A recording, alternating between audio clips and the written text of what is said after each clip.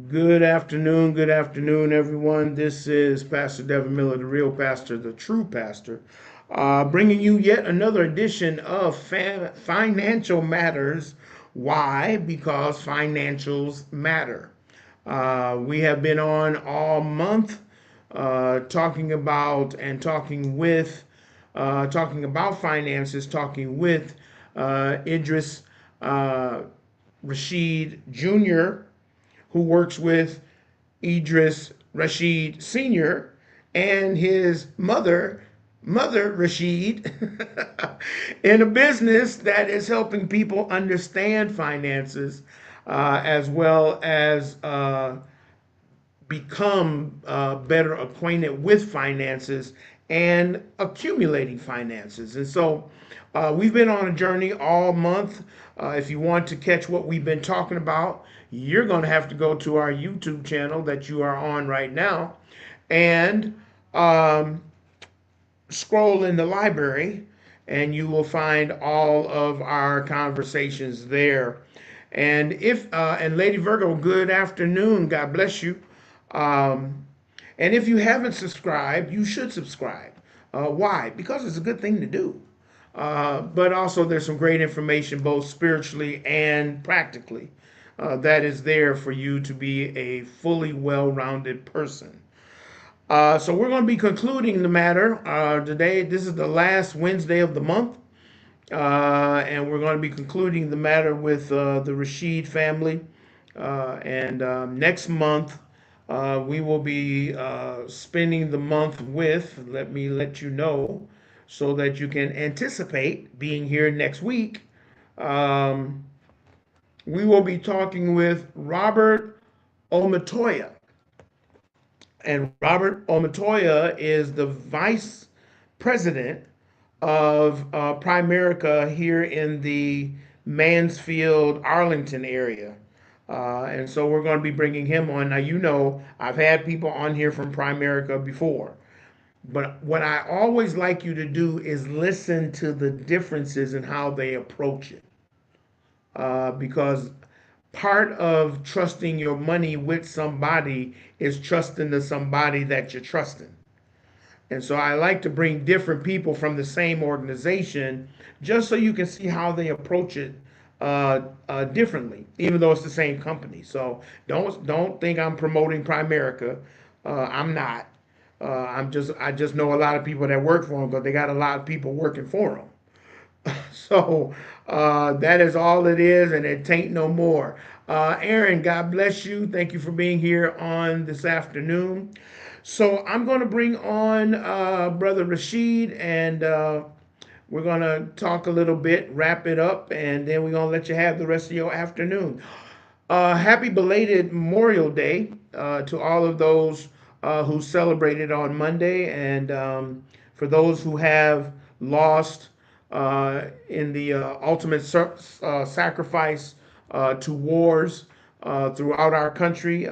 We thank your family member, and if you are a vet, we thank you for your service because thanks to you, I'm able to say what I want to say and not worry about somebody knocking on my door. So I appreciate you keeping me with the whole thing of freedom of speech.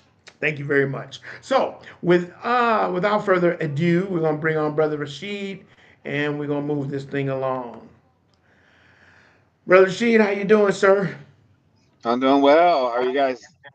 Oh, it's another day that I'm on this side of the ground. Oh yeah. It's better to be seen than viewed, I always say. So I Yes. do appreciate it. And thank you again for your time that you have given to us this month. I think it's been valuable information. And as we kind of conclude the matter, I wanted to specifically talk about. I think I told you last week, uh, debt consolidation and credit card debt. In the work that you do and people trying to, do well with their finances and all of that, how often does those two items come up? Oh yeah, that's a pretty good question there too, because that seems to come up more often than just about anything else. We all know someone that has debt, credit card, like you're saying, credit card debt, personal loans, just loans from way back when, and debt could take about 25 to 30 years to pay off, depending on how much you owe with it. So what we do is we actually work with a couple of different agencies that it gets your debt consolidated. So it takes all the debt that you owe from different places, put them in all one place now, and that way you can just focus on one payment per month. But what we also do is most cases too is get that reduced. Prime example, back in December, I had a client that had about I guess about $30,000 in credit card debt that they were chipping away at, just trying to get rid of. I connected them with one of our carriers that works with different debt solutions, and we were able to get that reduced to about I believe 16,000 now, so a little almost half of what they owed. Right. So now obviously they can pay it off a lot faster. Okay.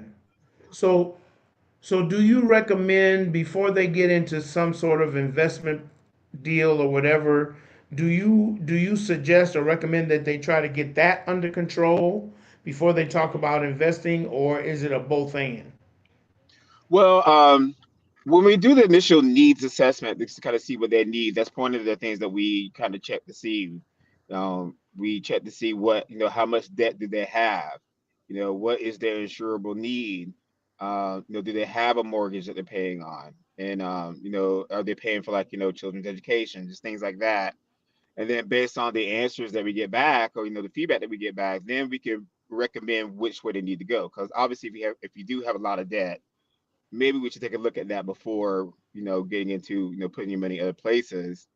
But at the same time, some people are in a place to where they can go ahead and start investing now, even though they do have the debt, and kind of do it simultaneously. Okay, okay. It, is there such a thing as good debt? um yes, and well, it depends on who you ask. Okay, um I'm for asking you. example,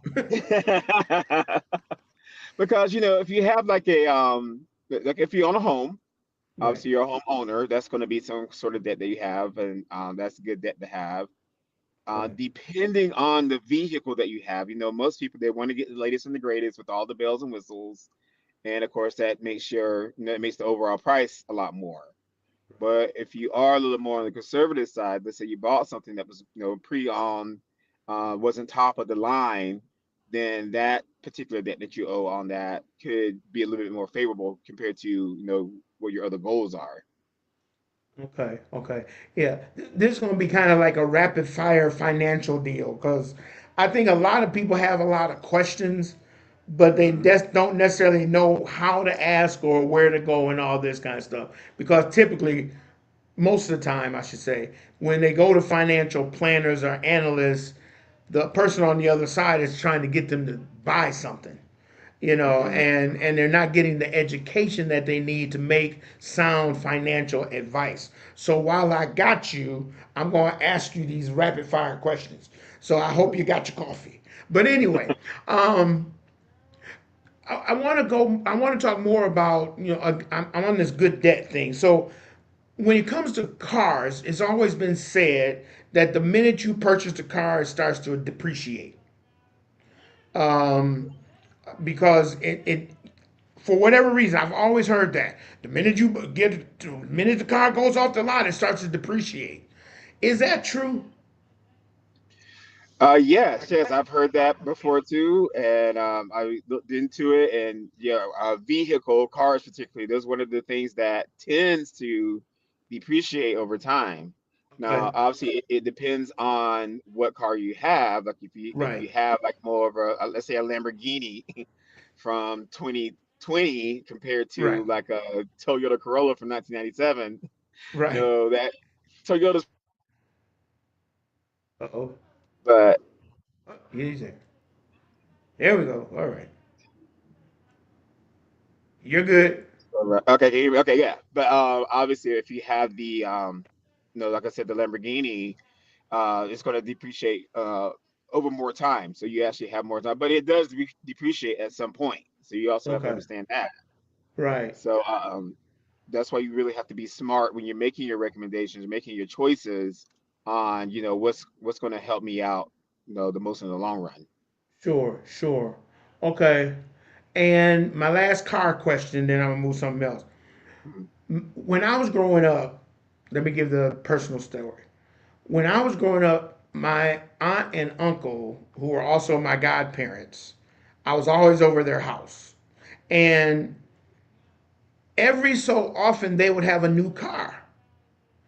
And, being a kid, I was like, man, my aunt and uncle must be balling because, like, every 3 years they got a new car.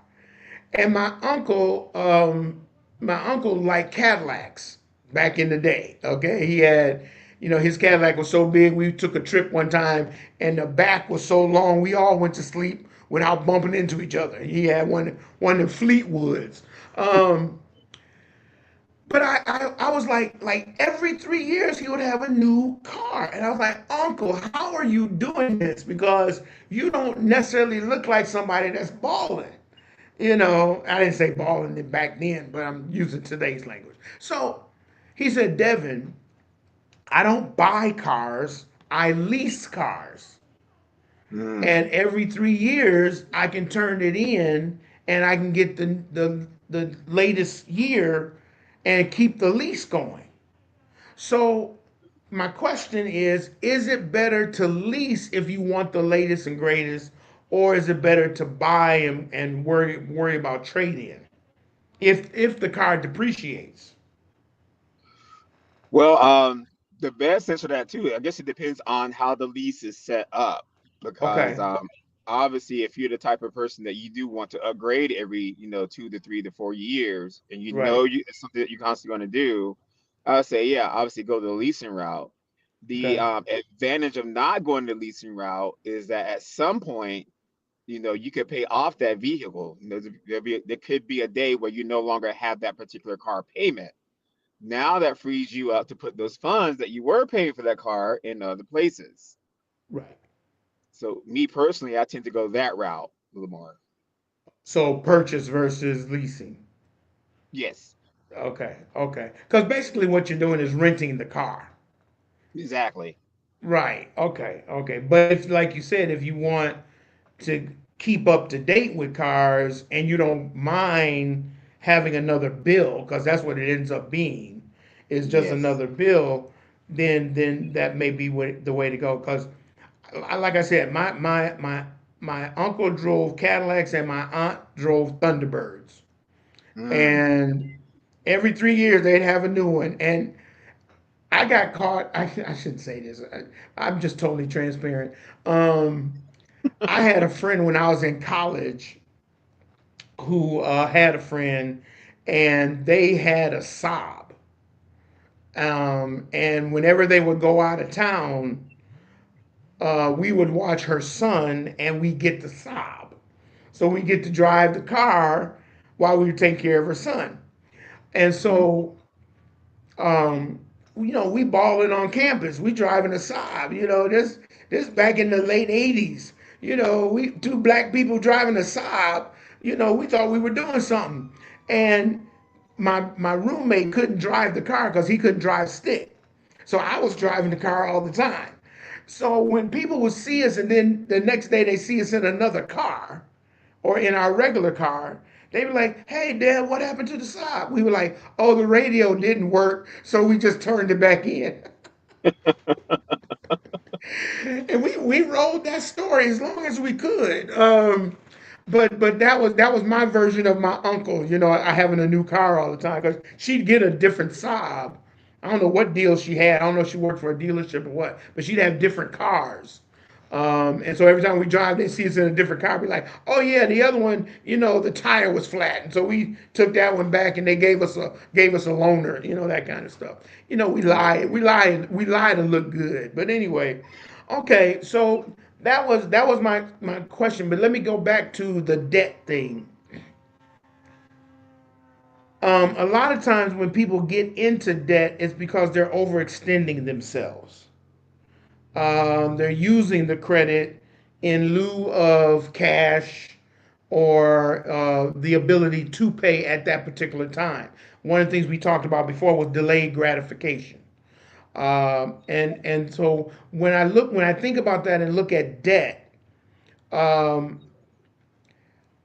one of the things I try to teach is the three card rule, meaning that you should have no more than three credit cards. One being a debit card that comes from your checking, another one that you can use uh, for emergencies at the home, like maintenance things, something break down. You got that card readily available to go ahead and take care of it without a wait and things like that. And then a third card would be for like big ticket items, but it's a card that you have to pay off by the end of the month. So it's not something that you could carry over. What advice would you give to someone who, because we live in a credit card society. We're eventually cash is going to go somewhere, I think, but I don't think it's going to be before either of us are still here. At some point, they're going. It's just going to be paper is going to be worthless with the technology that keeps coming. So when you're talking to people and they have debt or they, want to better manage their debt, what do you typically or do you recommend how many credit cards they should have or what type of credit they should carry? Well, no, when it comes to credit cards specifically, I always go back to, well, what kind of card do you have? Like, do Okay. you have some kind of rewards card where you actually get something back? Right. Either points that you can use towards like flights or hotels, or maybe you actually get cash back for however much you spend on the card. So that's the first thing that I would usually ask about. How valuable is this card for you? And for example, I actually had a credit card that it gave me points that I could use towards like flights and hotels and things Okay. like that. When I got the card, obviously I was like, okay, I'm just going to put all my stuff that I normally would use my debit card that you were just talking about for on that. Then at the end of the month, I would pay it off. And after a few months, what I realized was that I really have to spend a lot of money on that card to You're right. really get the perks back. Right. Right. And that's okay for some people. They don't mind that. It's like, yeah, I'm going to spend it anyway. I'm getting the points back. I'm just going to keep Yeah. going. But me personally, I was like, I don't think that that's the best way to go. Yeah, I'm getting the points back that I can use towards these things. But man, I'm having to spend so much on this card. I was literally having to find things to buy, just, Right. just to get the Right. Right. points. In Yeah. addition to my monthly bills, like the stuff I was paying for Right. regularly. Right. So again, to each his own, if that's your preference. If you don't have any kind of rewards card, then that's where I say, okay, well, let's really think about what is the intention of the card. Is Mm-hmm. it for emergencies in case anything was to happen? At least you know you have this in your back pocket. Right. Is it because going back to one of our early episodes, because there's a sale coming up and Mm-hmm. you want to get that item, but you don't want to pay quote full price Right. for it. You're gonna put it on there. So that's what usually I counsel on, and usually I ask questions around that. Okay. And again, 9 times out of 10, it's going to be that some people they have like either multiple credit cards or they have cards that they really don't. They really shouldn't be in the place to have what they have at the time. Mm-hmm. So I counsel around that as well. But at the end of the day, they're going to do what they want to do. So but Okay. I always typically say if it's a rewards card where you're getting some kind of perk for it and you think it's reasonable, by all means keep it, especially if you can keep up with the balance on it. Pay it Yeah. off. But I always say it's funny how you word this too, because that people who pay off their credit cards at the end of the month, they don't have to pay the interest on it. Right. However, that could also negatively impact you in the long run because of the fact that if you're constantly paying that card off and you don't have any interest rolling over, it could negatively affect your credit because of the fact that it's almost like you don't have any. Okay. And Okay. I'm glad you said that. Keep going. I'm sorry. well, I was going to say I learned, and I also learned that too when I went to go buy my house back in 2020. I went to get pre-qualified, see how much could I afford, and one of the things that came back on my record was, oh, you don't have enough credit products on your record. And I was like, well, I thought that was the object of the game, like to not have too much debt, so that way I'm more likely to be able to pay my mortgage. Right. And That's why I say that, and I always counsel people too when it comes to things like credit cards and loans like that. Talk to a certified credit specialist because they can give you the ins and the outs. They go in the whole world that I don't go into Yeah, personally, so I just yeah. usually refer those out anyway. Okay, okay. Cause I'm glad you said that because that was the other kind of myth about credit and about how to manage your finances. It was always believed that if you pay everything off, your credit number goes up because you're showing consistency, you're showing discipline. You got a zero balance. All of your cards are at their max that you can use, and you would think, wow, I'm really doing great. And then somebody say you ain't got no credit. I'm like, what do you mean I ain't got no credit? I'm using this card, I'm paying stuff, but I'm paying it off. Is like you said, isn't that the rule of the deal? And they're like, no, some credit you need to carry over because of it. I don't know. Let me ask the question: what is the purpose of rollover if we think we're supposed to get rid of it? Yeah, that's a good. Are you asking me the question? Yeah, yeah, I'm asking you because you kind of went through it with your house. Yeah. So, what did they say? Why did they say it was good? You didn't have credit when you were actually doing what I would think is somebody who's financially sound. I mean, or a good steward. Well, in my particular case, at least at that time, I guess there was five things that they were looking for as far as as your credit. Do you have credit products was one of them, obviously. Are you Okay. making, are you able to keep up with the payments on them? Which obviously I was only had one credit card at the time, so that was a Right. little easier. But the and again, the tricky thing about credit is it's so tricky because it's there for us to use when we need it, for stuff that we need it for. But the rule is it's almost like the rules change. In this Right. scenario, Right. then yeah, you want to have this. But in this scenario, no, you don't want to have that at all. But in this scenario, you need this, and Right. it's hard to keep up. Wow. Okay. Okay. And I'm not trying to take you out your sphere, but I'm just saying you're in that ecosphere, so it's like how can the average person really know what's good if the rules keep changing? You know what I'm saying? It's like Mhm. I think I'm doing good. I go to this one place and I got to do something else. But then if I go over here, I'm not doing good and I got to do this over here. And so here, okay, here goes my question. Is it better to do what you can with cash versus doing what you can with credit? Is there a benefit on I know there's a benefit on either side.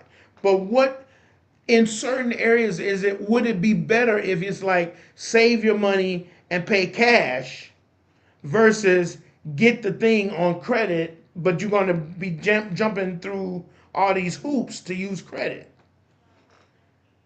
Well, that's one of those double-sided questions again, because Right. if you are using credit, that again that may free up some more of that cash to put towards like savings or investing.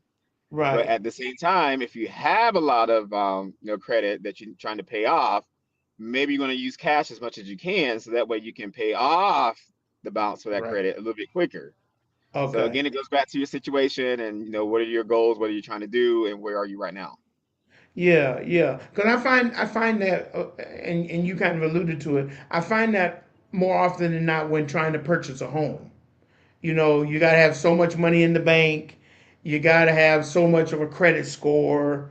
And so you're doing what I call it is doing a double dance.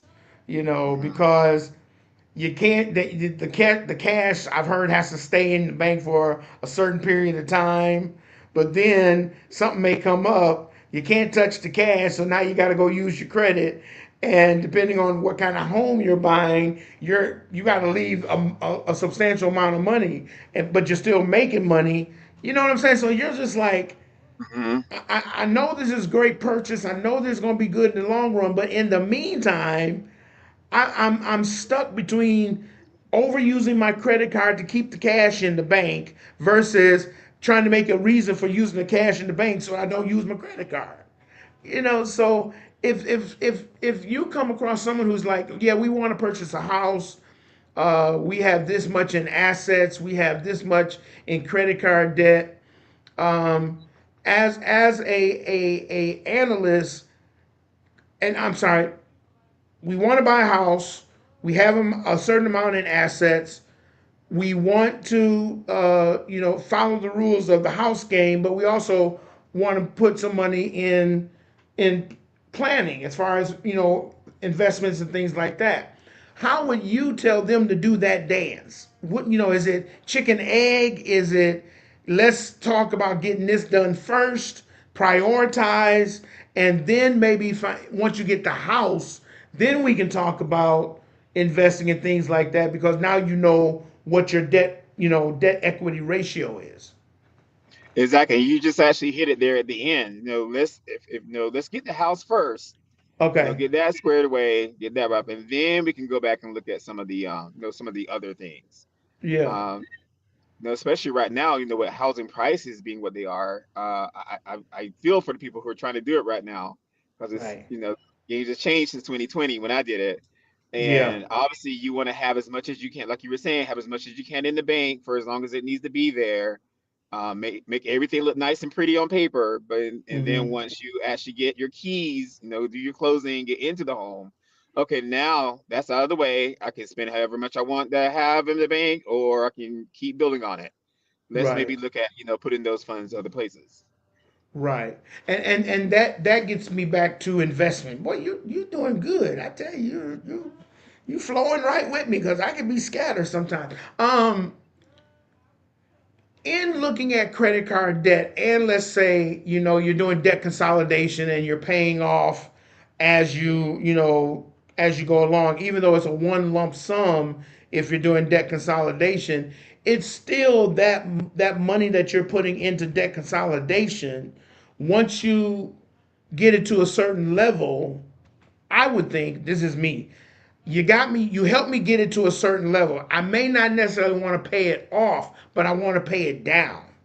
And so once I do that and I get it back to a manageable deal without losing the card, closing the card, whatever, would it be your advice to say take that money that you've gotten used to putting into a certain thing or a certain vehicle, take that money and invest it because you've gotten used to putting it out? Would that be a common sense way of looking at investing? Is to look at, whatever you pay off or whatever you pay down to a reasonable level, take that money and put it into something because you've gotten into the discipline. Yeah, and like I said, you're already building the momentum already just doing that. But another thing that we really counsel on is the essential of having an emergency fund, Okay. because that's one thing that people don't think about as well. So Right. let's say you did have some debt, you finally got it paid off, or at least paid down to a reasonable amount. You have a few Mm-hmm. funds left over. Well, okay, what is your emergency fund like? Do you Right. even have one established? Because Yeah. yeah, investing is good and it's great and all, but what if your washing machine goes out, your water Yeah. heater, or part on your car? Do you have funds available without having to pull that credit card back out and using it? Do you have cash reserves for situations like that? If you're in a Right. good place and you do have it, or you're not that worried about if you do have to use your credit card, yeah, let's use that money to invest in other places. Sure, sure. And before I move forward, Dr. Kepfa is on. Dr. Kepfa Ben Israel is one of the co-hosts of a show that we're on called the Juice Radio Talk Show. So all my Juice Radio Talk Show people are on today. So I want to just give a shout out to them and thank them for watching. Um, because one of the things and let me give this disclaimer: I am no financial analyst by any means. I just know a bunch of people that are. Um, but one of the things I try to teach when I counsel on finances and how it can disrupt your relationships and things like that if it's not managed properly, which just gets into being good stewards, is the fact that I call it the envelope system. Or you could call it the safe in the house system. and it goes to that emergency fund. I always say have a level of cash in the house. My dad always had a drawer, and he kept, 50, 100, $200 in the drawer at all times. So no matter what, I know if I can't get to the bank, if my car gets lost or whatever, I still got cash on hand that I can use until the other things are replaced. I expounded on that and said, well, number one, always give your money purpose. Don't just save money. I'm just saving for what? It's not. You can't take it with you. So what are you saving it for? Um, but the envelope system is such that if, let's say, for example, you want to go on, and I'll use this prime example, you want to go on vacation. You don't necessarily want to set up a vacation fund. You can, a vacation account, but use the envelope system so that it's in the house and you can gauge it as far as what your vacation is, and you put a few dollars aside every pay period, getting you into the habit of putting that money aside. And then once you get to a certain level, put that in the bank so that you can purchase either through your card or whatever. You can purchase the tickets, purchase the hotel, book the hotel, book the tickets, things like that on your credit card, but you've already set aside the cash, so it's not a credit deal. Um, and the same thing for an emergency fund. Just have an emergency envelope. That way it's cash on hand for whatever may happen. And again, you can transfer it, or depending on if you're using an independent contractor to do something on the house, you can pay them out in cash. Cash works better than a credit card. With some independent, plumbers or electrician, things of that nature. So my question is, would you recommend that type of system of having ready cash, emergency fund in the home, or would you say put it somewhere where it's possibly gaining interest? Well, I like what you said about the idea of if you have cash in the home like that, have it with intention. Like, what is the intention of having this cash? Right. Because for one thing, it creates the mindset of, okay, this money has purpose. It's here for a certain reason, which, at the end of the day will make you less likely to tap into it. Let's say, again, I go back to if that sale just happened on a particular item that you wanted. You Yeah. know, it kind of, I guess, it kind of messes with your psyche on, okay, this money is here for a reason. Let's leave it that way. Yep. Um, I would say though, especially when it comes to like having that emergency fund, we always encourage having, more of a high yield savings account, something where you can put it where you can Oh, actually get money back from it, because of the okay. fact, at least you're making a little bit off of what you're putting in. Right. Right. Okay. Okay. All right. I just like to check with people, make sure I'm not too far off the beaten path. Because if it gets too far out of my lane, I refer. You know me. I stay in my lane. I deviate a little bit, but I stay in my lane. So okay, that's good to know. Um, well, I think I've exhausted every question that I could possibly have as somebody who wants to know something about money. Because again, I think it's especially important in the economic times we're living in right now, where prices are high. Um, Inflation is going crazy. The housing market, like you said, is not there. Um, but we still got to live. Cost of groceries are going up, but we still got to live. And I think now more than ever, we need to become stewards and be financially sound in our mind, even though we may not have the finances to do the big ticket things. But I'm always reminded when in times like this of the Joseph story, when Joseph was told, in a dream that there was going to be 7 years of feast and 7 years of famine. And so during the 7 years of feast, he planned for the 7 years of famine because he Hmm. was prepared so that the famine did not affect as it would if you didn't know. And I think sometimes God gives us a precursor of what's to come so that we can plan now with either expendable cash, become better stewards over limited funds, or if you get a lump sum, or you win, you win at the casino, you hit the lottery ticket, doing something wise with it as opposed to foolish. And the Bible speaks on that often about the 10 versions. 10, five were wise and five were foolish. Five had their lamps trimmed and ready, and five didn't. And that's a stewardship metaphor, or analogy for how we look at our money. If you know something's coming, plan now so that you're not surprised. But if you want to plan for your future, plan now so that you got something. So, in our closing moments, what would be your universal advice to someone who may be watching and saying, you know what, I just caught you guys, but what is this Financial Matters all about, and who is this Rasheed guy, and what is he talking about, and what is it about finances at the end of the day I should know? What would you tell someone like that? Well, what I would say is, especially let's say someone just tuned in right now and kind of really catching the tail end of this, is first and foremost, you need to know what it is that you want out of life.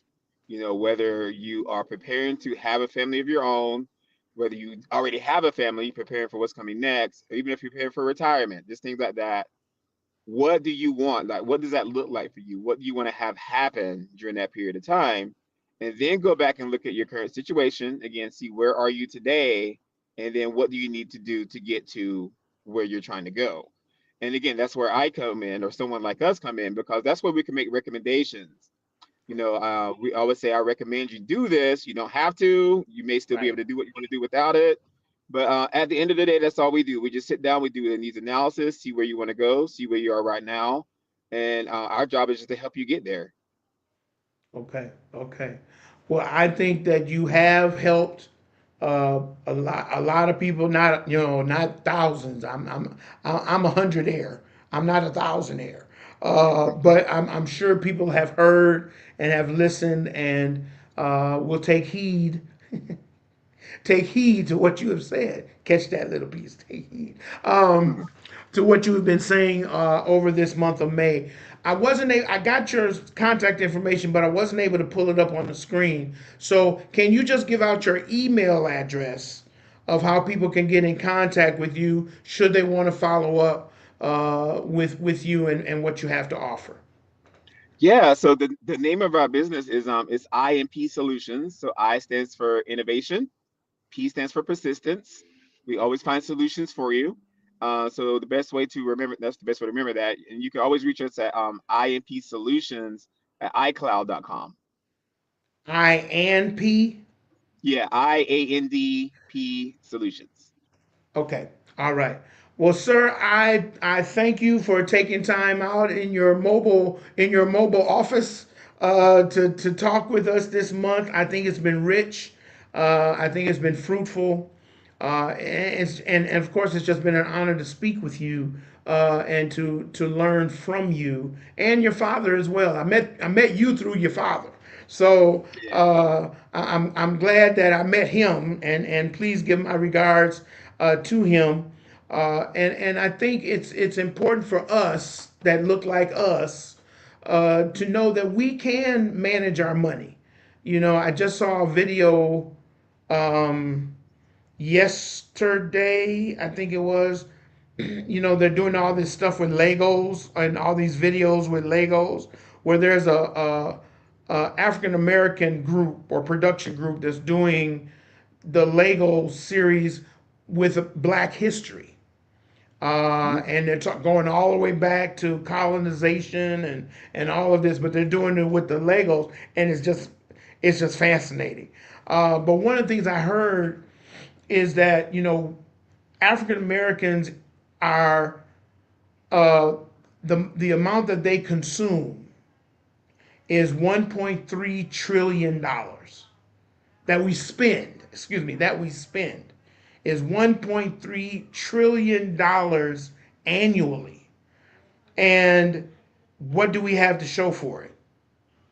You Mm-hmm. know, Microsoft is getting rich. Spectrum phones, Apple, all of them getting rich because we think we're supposed to have the latest and the greatest. We need to have the bells and whistles in order to identify who we are. And it's always been my dream. I haven't made it a vision yet, but it's my dream that we would really figure out that we could do a lot if we would come together financially, and especially when I talk about the church. I always tell the church is the most freest money. I made that word, freest money in any neighborhood, in any community, in any city, state, because we're not taxed. Our money comes in and it goes out. Well, now in some places the money comes in and it goes over, but it's supposed to be where the money comes in and it's produced something in the community. And I always imagine what would happen if the amount of money that we spend going to conferences, hosting benefits, doing these anniversaries, and all of that. What if we took 1 year, just 1 year, and invested all that money that comes in into something and then divvied it out, equally amongst those who put in? Or we say this is going to be a fund that we use to really do something in the community. Imagine what our communities would look like. Imagine what our students, if we had an education fund in that same vein, that we could send kids to college 100% on what we do. Not that they got to go after grants and scholarships. If they get them, that's fine. And there's a lot of stories that are coming out now that kids who are getting the good grades are going after the money and having millions of dollars in scholarships, 10, 12 schools they could choose from because they're getting it. So I have hope for the next generation, and subsequent generations because they get it. That we become an investment as opposed to just a consumer. And I think it's going to take conversations like this. It's going to take people like you going into the community and giving the community hope financially. Because if we stick to what we know, we can feel like we're in a hopeless situation. There's not enough money. No, there's enough money. If you got a job and you go every day, you work at least 20 to 40 hours a week, you got money. It's just what are you doing with it? And how are you managing it? And again, that's where you and your organization comes in. So I thank you for being out there trying to do what I'm dreaming, because I think it can, and I think it can come true. But we just have to be diligent in what we do to make it happen. So, sir, thank you. I appreciate you. I appreciate what you do. If Clear Faith Christian Ministries can ever be a help to you, you got my number. There are some things that we are doing in the financial realm across the country. And so when we get to your city, we definitely will pull the experts that we know to enhance what we're doing, because we're coming strictly from a biblical stewardship perspective. But we want to make sure that we got boots on the ground so that once we teach them this, it's not just, wow, we were at a great conference. No, it's like, wow, I know Idris was there. And I'm going to make an appointment to talk to him because of the information I received from a biblical perspective. So now it becomes a part of who I am, not just what I make. So with that, sir, thank you so much again. Appreciate your time. Blessings upon your business and upon you personally. And like I said, if there's anything we can do, just give me a text. You got my number, and let's make it happen. All right? All right. Thanks for having us. All right, sir. You take care. I will. All right, folks. That was Idris Rasheed Jr. of IMP Solutions. Reach out to him. We gave you his email address, and I'll give it to you again in case you weren't listening, and you should have been listening. But let me pull up my phone, and because he sent me his information, I just couldn't figure out in time how to post it on the screen. but I do have it. So let me go to it. Let me see. Let me see. Oh, here it is. Um, it is I and P. Come on, open up. Okay. INP solutions at iCloud.com. INP, A-N-D, INP solutions at iCloud. So don't do Gmail. That's what all of us got. He got an iCloud. iCloud.com. All right. Good brother, good family, doing some good stuff for our community. And so if you're looking to do something with your money, if you're not happy with your current financial planner, switch. Get a new one. You don't have to stay with them because you went with them. Look, I got about 3 or 4 different insurance experts, and I'm licensed. So I don't even stick with myself. But anyway, shop around. It's your money. Don't go for the quickest, but go for the long term. Go with someone that is going to help you and walk with you, not just get from you and move to the next person. Because we got to do this better, people. $1.3 trillion is what we spend, and we have no hospitals. We have no Fortune 500 companies. We have no manufacturing. We have, those who have a clothing line. They're not. No, let me take that back because what's his name? The FUBU guy. He pours back, but not all of them do. And the ones that you buy from, they're not interested in your community. So we have to do it. We have to do the FUBU for us, by us, because no one else is going to do it for us but us. All right, you can do that FUBU too. For us but us, whatever. So thank you for watching. Thank you for tuning in. Thank you for watching the replay if this is how you got to us. But when you watch, share it with someone else. Share it with someone who may be struggling in their finances, and there's a way to come out. There's a way to do it better. And this is what we try to do in our broadcast of Financial Matters. Why? Because financials matter. So it is Wednesday. We will be on tonight at 8:30 Central Time with our candid conversation with Pastor D on TikTok under Pastor Devin Miller, and then on YouTube we'll be here on the Clear Faith Christian Ministries channel with a candid conversation with Pastor Devin Miller. So we are concluding the book of Romans, the 7th chapter. We're finishing that, and then we're going to have a discussion about where we should go next as far as teaching. And so you may want to be a part. You may want to be a part of that discussion of figuring out where we go next. Now we are toying with the idea of teaching from the book of Acts, just walking through the book of Acts like we walk through Romans. And so that is a consideration. The other is a book that is entitled, hold on because I have it right here, Pursuing God's Will Together. That's another one because we've been talking about being obedient. So now it may be good to talk about how do we pursue God's will to be the obedient children that he is calling us to be. So join us tonight, 8:30 Central Time. For my East Coast folks, I promise I won't keep you longer than 10 o'clock.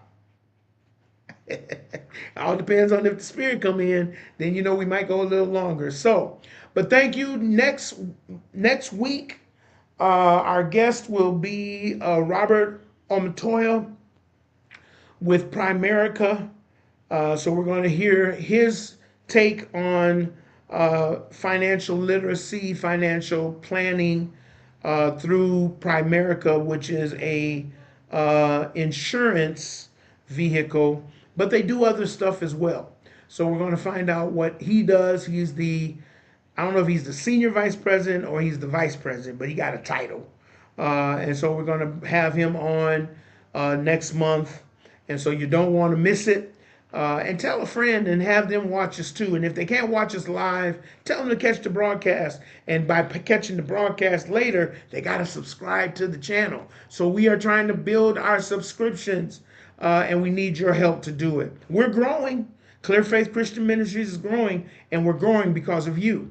And so help us continue to do what God has called us to do, and that is to teach the unadulterated word of God, not just through the Bible, but also in being good stewards of the gifts that he gives to us. They're not ours to keep. They are ours to use to the glory of God and to expand the kingdom. So until next time, may God's richest and greatest blessings be yours. Peace.